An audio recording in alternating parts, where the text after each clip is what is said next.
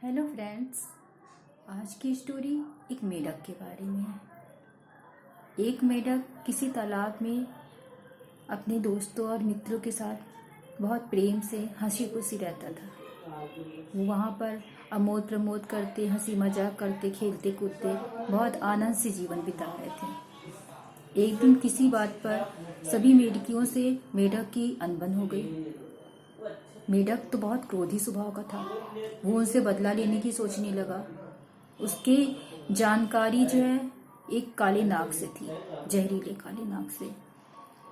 उसने उनसे बदला लेने के लिए काले नाग पे जाने की योजना बनाई।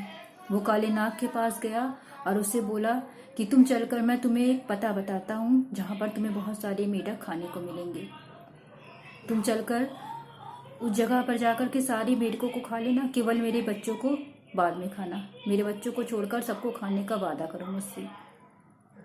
सांप ने कहा ठीक है, जब मुझे इतने सारे मेढक खाने को मिलेंगे तो मैं तुम्हारे बच्चों को नहीं खाऊंगा, बाद में खा लूंगा। ये कहकर मेढक उसी तालाब के पास आ गया। नाग जैसे ही आया उसने एक एक करके सारे मेढकों को खा लिया और आखिरी में वो उस मेढक के बच्चों को भी खा गया। उसके बाद वो उसी मेढक के ऊपर झपटा। तब उस मेढक ने कहा कि अरे अरे, मैं तो तुम्हें अपना मित्र बना के यहाँ लेकर आया था, तुम मुझे क्यों खाना चाहते हो? सांप ने कहा मुझे तो अपनी भूख मिटानी है, मैं तुम्हें खाकर अपनी भूख मिटाऊंगा।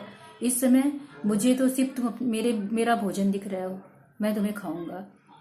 तो अपनी जान बचाने के लिए मेढक ने एक योजना सोची। उसने सोचा कि कैसे जान बचाओ। उसके मन में विचार आया। उसने नाग से कहा कि देखो, मैं अगर तुम्हें अपने बदले दूसरा मेढक दे दूं तो क्या तुम मुझे छोड़ दोगे? तुम्हें तो अपनी भूख मिटानी है। नाग ने कहा ठीक है, मुझे तो अपनी भूख से मतलब है, अगर तुम मुझे दूसरा मेढक दे दोगे तो मैं तुम्हें छोड़ दूंगा। उसने कहा मेरे कुछ मेढक दूसरे तालाब में रहते हैं, रिश्तेदार, मैं तुम्हें उनके पास लेकर चलता हूँ। नाग ने कहा ठीक है। वो मेढक दूसरे तालाब में चला गया। वहां जाकर के वो उस तालाब के अंदर जल्दी से कूद गया। फिर वो वहां से बाहर नहीं निकला। उसने अपनी जान बचा ली, लेकिन उसे बहुत पछतावा हुआ। उसके क्रोधी स्वभाव के कारण कितनी बड़ी हानि हुई। उसने अपने मित्रों, अपने परिवार से, सभी से हाथ धो लिया और वो दुखी होकर के दूसरे तालाब में रहने लगा। तो दोस्तों, इस कहानी से यही शिक्षा मिलती है कि दूसरों को हानि पहुंचाने वाले को भी खुद हानि उठानी पड़ती है। इसलिए हमें अपने स्वभाव को क्रोध से दूर रखना चाहिए।